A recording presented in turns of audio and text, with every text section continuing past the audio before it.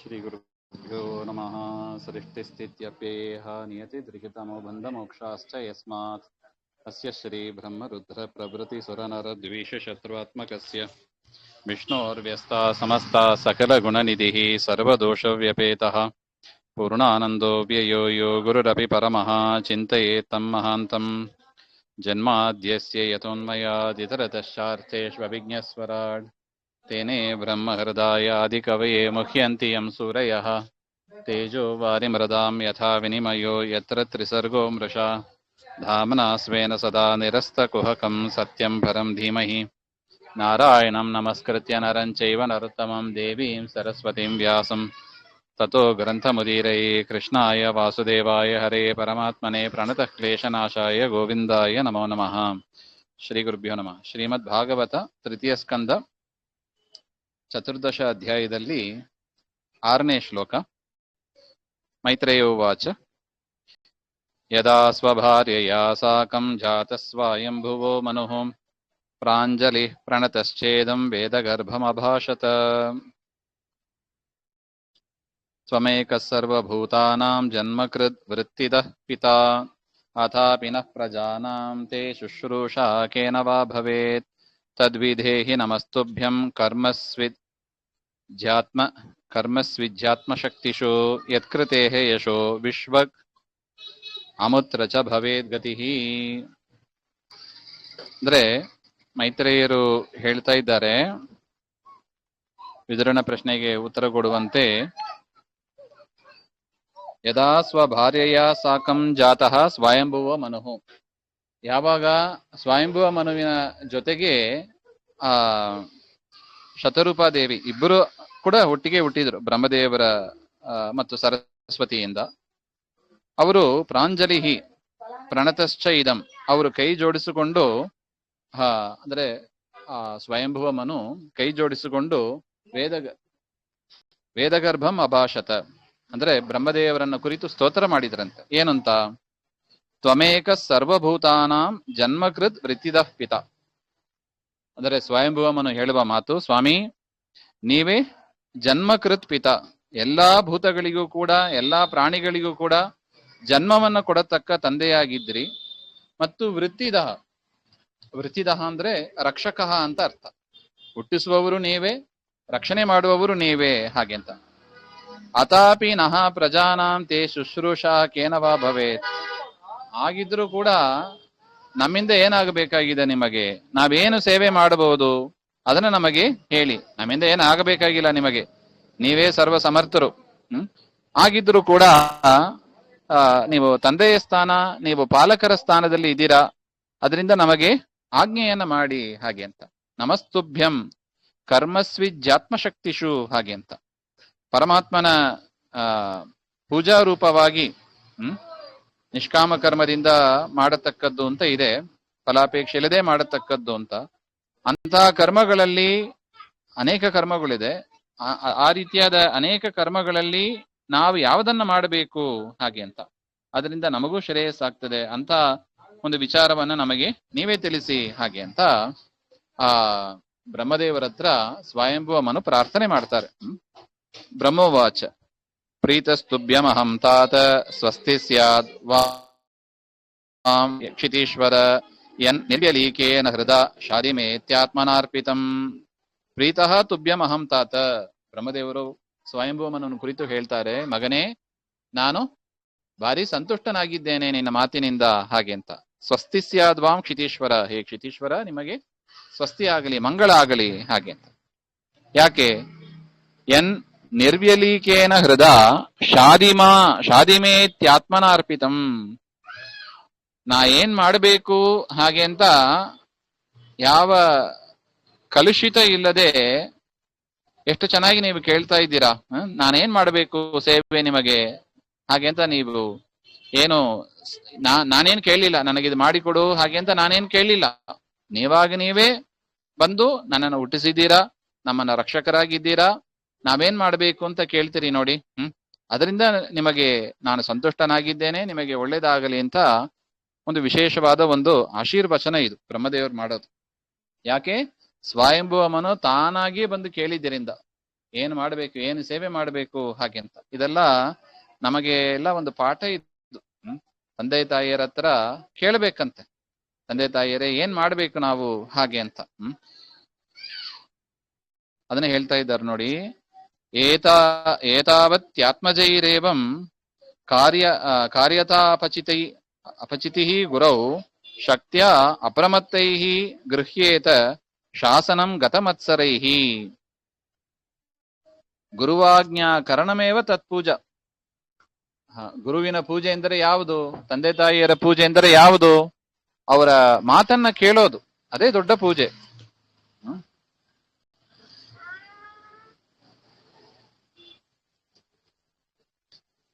ಅಂದ್ರೆ ಅದೇ ಅಪಚಿತಿ. ಅಪಚಿತಿ ಅಂದ್ರೆ ಪೂಜಾ.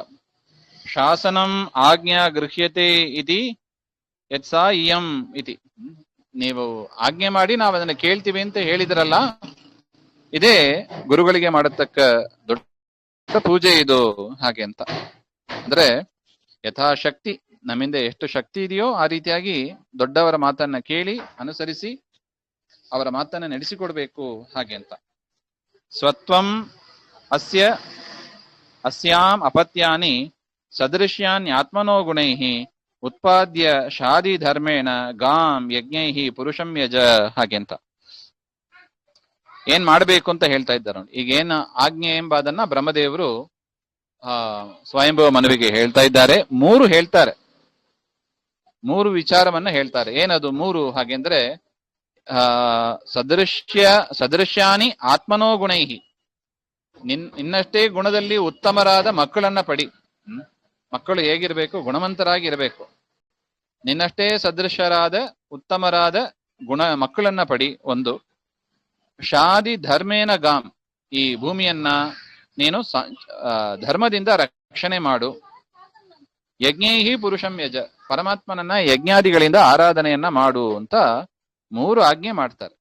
ಮೊದಲನೆಯದು ಸತ್ಸಂತಾನವನ್ನ ಪಡಿ, ಭೂಮಿಯನ್ನ ರಕ್ಷಣೆ ಮಾಡು, ಯಜ್ಞಾದಿಗಳಿಂದ ಪರಮಾತ್ಮನನ್ನ ಸಂತೋಷಪಡಿಸು ಹಾಗೆ ಅಂತ. ಪರಂ ಶುಶ್ರೂಷಣಂ ಮಹ್ಯಂ ಸ್ಯಾತ್ ಪ್ರಜಾರಕ್ಷಯ ನೃಪ ಭಗವಾನ್ಸ್ತೆ ಪ್ರಜಾಭರ್ತು ಋಷಿಕೇಶೋ ಅನುತುಷ್ಯತಿ. ಇನ್ನೊಂದು 4ನೇದು ಯಾವುದು ಹಾಗೆಂದ್ರೆ ಅದೇ ಪ್ರಜಾರಕ್ಷೆ. ಕ್ಷತ್ರಿಯರಿಗೆ ಅದೇ ವಿಹಿತವಾದದ್ದು. ಅಂತ ಪ್ರಜೆಗಳ ರಕ್ಷಣೆಯನ್ನ ಮಾಡು ಹಾಗೆ ಅಂತ. ಹಿಂದೆನೇ ಹೇಳಿದ್ದಾರೆ ಶಾದಿ ಧರ್ಮೇನ ಗಾಮ್ ಅಂತ. ಅದರದೇ ಒಂದು ವಿವರಣೆ. ಭೂಮಿಯನ್ನ ರಕ್ಷಣೆ ಮಾಡು ಅಂದ್ರೆ ಏನರ್ಥ? ಅಲ್ಲಿರುವ ಪ್ರಜೆಗಳನ್ನ ಚೆನ್ನಾಗಿ ರಕ್ಷಣೆ ಮಾಡು ಅಂತ ಅರ್ಥ. ಅದರಿಂದ ಏನಾಗ್ತದೆ? ಭಗವಾನ್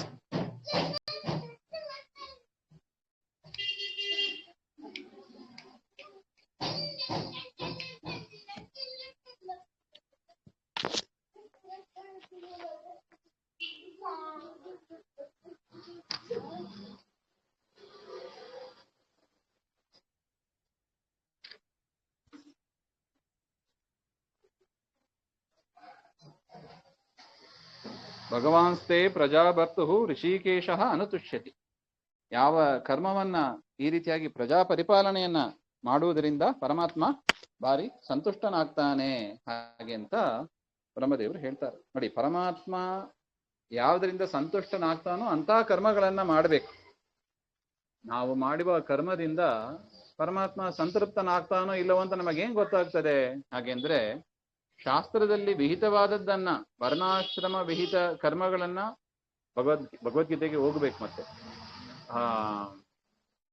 ಫಲಾಪೇಕ್ಷೆ ಇಲ್ಲದೆ ಶಾಸ್ತ್ರ ವಿಹಿತವಾದ ಕರ್ಮಗಳನ್ನ ಪರಮಾತ್ಮನ ಪೂಜಾ ರೂಪವಾಗಿ ಕೃಷ್ಣಾರ್ಪಣ ಬುದ್ಧಿಯಿಂದ ಮಾಡುವುದೇ ಧರ್ಮ. ಅದರಿಂದಲೇ ಪರಮಾತ್ಮ ಸಂತುಷ್ಟನಾಗ್ತಾನೆ. ಅವರವರಿಗೆ ವಿಹಿತವಾದ ಕರ್ಮಗಳು ಅಂತ ಶಾಸ್ತ್ರದಲ್ಲಿ ಏನು ಹೇಳಿದ್ದಾರೆ ಅದನ್ನ ಪರಮಾತ್ಮನ ಪೂಜಾ ರೂಪವಾಗಿ ಫಲಾಪೇಕ್ಷೆ ಇಲ್ಲದೆ ಕೃಷ್ಣಾರ್ಪಣ ಬುದ್ಧಿಯಿಂದ ಮಾಡತಕ್ಕದ್ದು ಅಂತ ಭಗವದ್ಗೀತೆಯಲ್ಲಿ ಏನ್ ನೋಡಿದ್ದೀವಿ. ಅಂತ ಕರ್ಮಗಳಿಂದ ಪರಮಾತ್ಮ ಸಂತುಷ್ಟನಾಗ್ತಾನೆ. ಅದಕ್ಕೆ ಇದೇ ಸಾಕ್ಷಿ ನೋಡಿ. ಅವನು ಕ್ಷತ್ರಿಯ, ಸ್ವಯಂಭವ ಮನು ಕ್ಷತ್ರಿಯ. ಪ್ರಜಾ ಪರಿಪಾಲನೆಯೇ ಅವರಿಗೆ ಮುಖ್ಯ ಧರ್ಮ. ಅದರಿಂದಲೇ ಪರಮಾತ್ಮ ಸಂತುಷ್ಟನಾಗ್ತಾನೆ ಹಾಗೆ ಅಂತ.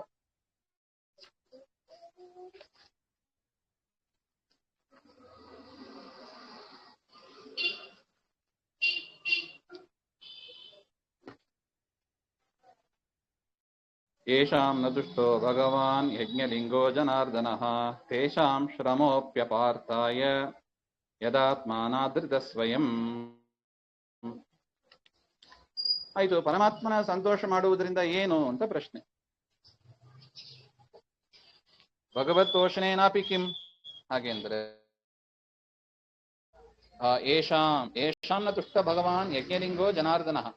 ಯಜ್ಞ ಪ್ರವರ್ತಕ ಶರೀರ, ಯಜ್ಞಗಳನ್ನ ಚೆನ್ನಾಗಿ ಮಾಡಬೇಕು ಅಂತಾನೆ ಪರಮಾತ್ಮ ಅನೇಕ ಶರೀರಗಳನ್ನ ತಾಳಿದ್ದಾನೆ. ಇಲ್ಲಿ ಮುಂದೆ ಬರುತ್ತದೆ ವರಾಹ ಇತ್ಯಾದಿಗಳು. ಅಂತ ಶರೀರ ಉಳ್ಳವನಾದ ಪರಮಾತ್ಮ ಜನಾರ್ದನ ಯೇಷಾಂ ನ ತುಷ್ಟ, ಯಾವ ಕರ್ಮಗಳಿಂದ ಪರಮಾತ್ಮ ಸಂತೃಪ್ತನಾಗೋದಿಲ್ಲವೋ ಅಂತಹ ಕರ್ಮಗಳು ಏನಾಗ್ತದೆ? ತೇಷಾಂ ಶ್ರಮಃ ಅಪಿ, ಅದು ಶ್ರಮವೇ. ಅಪಾರ್ಥ, ಅದು ಅಪಾರ್ಥ ಅಂದ್ರೆ ಏನು?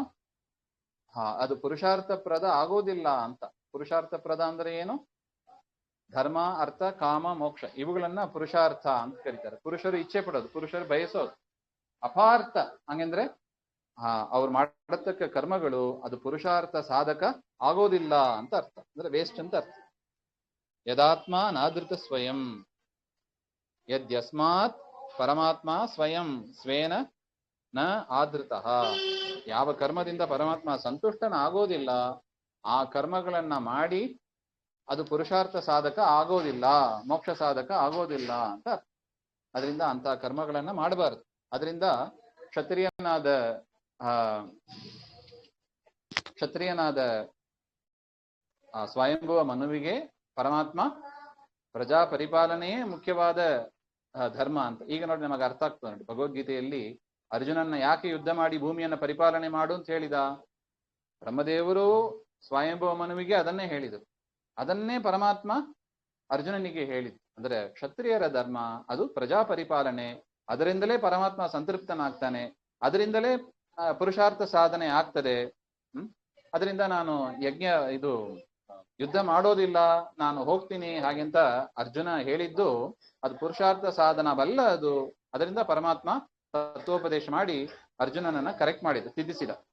ನೋಡಿ, ಇಲ್ಲೂ ಎಷ್ಟು ಚೆನ್ನಾಗಿ ಹೊಂದಾಣಿಕೆ ಆಗ್ತಾ ಇದೆ ನೋಡಿ. ಅದು ಬ್ರಹ್ಮದೇವರು ತನ್ನ ಮಗ ಸ್ವಯಂಭುವ ಮನುವಿಗೆ ಅದನ್ನೇ ಉಪದೇಶ ಮಾಡಿದ್ರು ಹಾಗೆ ಅಂತ. ಮನುರುವಾಚ ಆದೇಶೇಹಂ ಭಗವತೋ ವರ್ತಯಾಮ್ಯರಿಸೂದನ ಸ್ಥಾನಂ ತು ಇಹ ಅನುಜಾನೀಹಿ ಪ್ರಜಾನಾ ಮಮ ಚ ಪ್ರಭೋ. ಆದೇಶೋಹಂ ಭಗವತಃ ವರ್ತಯಾಮಿ. ನೋಡಿ, ಆ ಬ್ರಹ್ಮದೇವರ ಆದೇಶವನ್ನ ಕೇಳಿ ಸ್ವಯಂಭುವ ಮನು ಹೇಳ್ತಾರೆ, ಸ್ವಾಮಿ ನಿಮ್ಮ ಆದೇಶವನ್ನ ನಾವು ಸ್ವೀಕಾರ ಮಾಡ್ತೇವೆ. ಅಂದ್ರೆ ನೀವೇನ್ ಹೇಳಿದ್ರಿ? ಸಂತಾನ ಉತ್ಪಾದನೆ ಮಾಡಬೇಕು, ಭೂಮಿಯನ್ನ ರಕ್ಷಣೆ ಮಾಡಬೇಕು, ಪ್ರಜಾ ಪರಿಪಾಲನೆ, ಮೂರನೆಯದು ಯಜ್ಞಯಾಗಾದಿಗಳನ್ನ ಆಚರಿಸಬೇಕು ಹಾಗೆ ಅಂತ ಇದನ್ನು ನಾವು ಪರಿಪಾಲಿಸ್ತೇವೆ. ಹರಿಸೂದನ ಅಂತ ಹೇಳ್ತಾರೆ. ಬ್ರಹ್ಮದೇವರು ಎಂಥವರಾಗಿದ್ದಾರೆ? ಹರಿಸೂದನ, ಕಾಮಾದಿಗಳನ್ನೆಲ್ಲ ಗೆದ್ದವರು ಅವರು. ನೋಡಿ, ಅದಕ್ಕೆ ಹಿಂದೆ ತನ್ನ ಮಗಳನ್ನ ನೋಡಿ ಮೋಹಿಸಿದ್ರು, ಅಥವಾ ಮುಂದೆ ಕೆಲವು ವಿಚಾರಗಳು ಬರುತ್ತದೆ, ಭಯಗೊಂಡ್ರು, ಮೋಹಗೊಂಡ್ರು ಹಾಗೆ ಅಂತೆಲ್ಲ ನಾವು ಚಿಂತನೆ ಮಾಡಬಾರದು. ನೋಡಿ, ದೊಡ್ಡವರು ಹೇಗೆ ಉಪಾಸನೆ ಮಾಡ್ತಾರೆ ಬ್ರಹ್ಮದೇವರನ್ನ, ಹಾಗೆಂದ್ರೆ ಹರಿಸೂದನ, ಕಾಮಾದಿ ದೋಷಗಳನ್ನ ಗೆದ್ದವರೇ ಹಾಗೆ. ಹಾಗಿರುವಾಗ ಬ್ರಹ್ಮದೇವರಿಗೆ ಕಾಮಾದಿಗಳು ಇದೆ ಅಂತ ನಾವು ಚಿಂತನೆ ಮಾಡಬಾರದು ಅಂತ. ಇಷ್ಟು ಮಾಡಿ ಸ್ವಯಂಭುವ ಮನು ಕೇಳ್ತಾರೆ, ಸ್ಥಾನಂತು ಇಹ ಅನುಜಾನೀಹಿ ಪ್ರಜಾನ ಮಮಚ ಪ್ರಭೋ ಹಾಗೆ. ಸ್ವಾಮಿ, ನಾವು ಮಾಡ್ತೀವಿ, ಆದ್ರೆ ಪ್ರಜಾಪಾಲನೆ ಮಾಡಬೇಕು ಹಾಗೆಂದ್ರೆ ಭೂಮಿ ಬೇಕಲ್ಲ. ನೋಡಿ, ಜನಲೋಕ ತನಕ ಚೆನ್ನಾಗಿತ್ತು. ಭುವಃ ಸ್ವಹ ಇದು ಮೂರು ಕೂಡ ಇಲ್ಲ ಅಂತ ನಾವು ನೋಡಿದ್ದೀವಿ. ನೋಡಿದ್ರೆ ಈಗ ಭೂಮಿಯೇ ಇಲ್ಲ, ನಾವು ಹೇಗೆ ಮಾಡೋದು? ಪ್ರಜಾ ಪರಿಪಾಲನೆ, ಭೂಮಿಯ ಪರಿಪಾಲನೆ ಹೇಗೆ ಮಾಡ್ಲಿಕ್ಕೆ ಸಾಧ್ಯ? ಭೂಮಿನೇ ಇಲ್ಲಲ್ಲ ಹಾಗೆ. ಆಗ ಮನು ಇನ್ನೊಂದು ಮಾತು ಹೇಳ್ತಾರೆ, ಯದೋಕಃ ಸರ್ವಸತ್ವಾನ ಮಹೀಮಗ್ನ ಮಹಾಂಬಸಿ ಅಸ್ಯ ಉದ್ಧರಣೆ ಯತ್ನೋ ದೇವದೇವ್ಯ ವಿಧೀಯತಾಂ. ಏನಾಗಿದೆ ಭೂಮಿ ಅಂತ ಮನುವೇ ಹೇಳ್ತಾರೆ, ಸ್ವಯಂಭವ ಮನುವೇ ಹೇಳ್ತಾರೆ.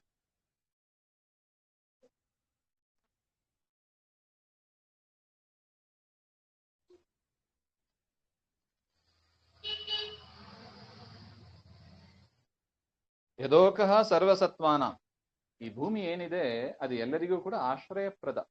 ಎಲ್ಲರೂ ಆಶ್ರಯಿಸಿರೋದು ಭೂಮಿಯನ್ನ ತಾನೆ. ಅಂದ್ರೆ ಮನುಷ್ಯರು ಇತ್ಯಾದಿಗಳು ಭೂಲೋಕದಲ್ಲಿ ಇರುವವರು ಆಶ್ರಯಿಸಿಕೊಂಡಿರೋದು ಭೂಮಿಯನ್ನ. ಅದೇನಾಗಿದೆ, ಮಹಾಂಬಸಿ ಪ್ರಳಯೋದಕದಲ್ಲಿ ಅದು ಮುಳುಗಿ ಹೋಗಿದೆ.